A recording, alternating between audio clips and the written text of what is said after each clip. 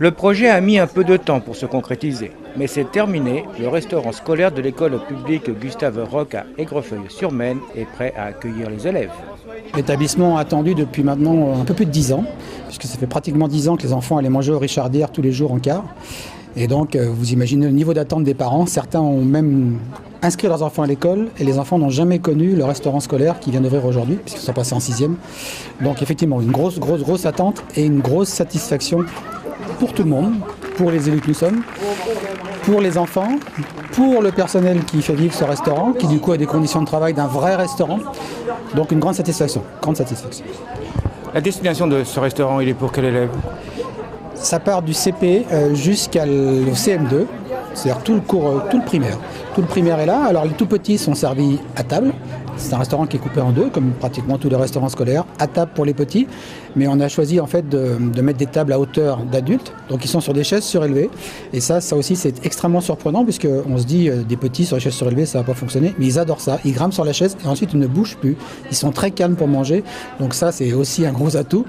Et puis côté un peu plus grand, eh bien eux ils sont au self, donc ils prennent leur plateau, ils prennent leur couvert, ils choisissent leur menu et ensuite ils s'en vont manger dans la salle avec leur plateau comme des grands et ça se passe très bien. On prend le plateau, après on prend les couverts, là il y a les entrées, là il y a les fruits, les desserts et là ils mettent les plats.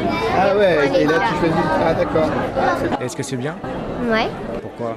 Parce que y a plus de choix. Et est-ce bon ? Ouais. Vraiment bon ? Je crois aussi qu'il y a eu un gros travail sur la qualité de la restauration. Alors la qualité de la restauration effectivement bénéficie d'un gros travail. Nous sommes actuellement en liaison chaude. Nous avons effectivement des menus qui nous arrivent de qualité.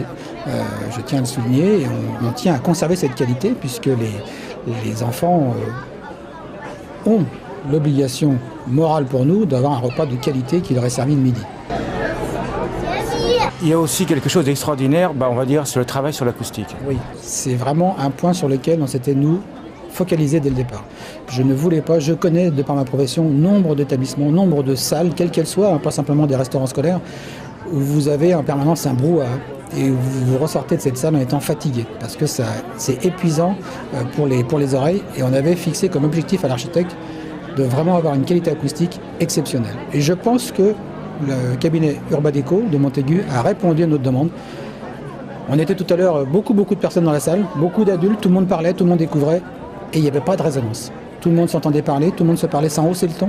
Et c'est là qu'on sait si un restaurant ou une salle est réussi acoustiquement, c'est quand on peut se parler sans hausser le ton et qu'on ressort de cette salle en se disant « j'ai pas mal aux oreilles ». Et là, c'est très réussi. Et pour les enfants, c'était un point indispensable parce que les enfants, par définition, ça fait du bruit. Pour y arriver, alors placo acoustique, plafond acoustique, parce que le plafond bénéficie également d'un traitement acoustique, et effectivement un sol qui est un sol de type Flotex. Flotex, c'est un produit, c'est pas une moquette, c'est un revêtement synthétique à haute densité qui permet du coup d'avoir aussi une absorption des résonances par le sol. Donc du coup, on a une cage complète, si je puis dire, qui absorbe les bruits de tous les côtés. Voilà, donc très bon résultat. Donc véritable havre de paix, je dirais, pour ressourcer nos jeunes. Ah oui, ce temps méridien est maintenant pour eux un véritable temps de repos. C'est pas simplement un temps de restauration. Ils sont aussi dans un espace où ils ressortent pas fatigués parce qu'ils n'ont pas...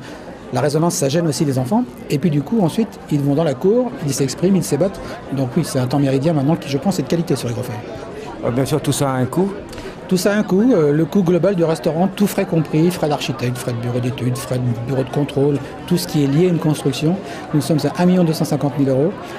C'est un projet qui volontairement a été revu dans sa définition et particulièrement dans sa définition financière, puisque l'esquisse initiale était à 1 750 000 €.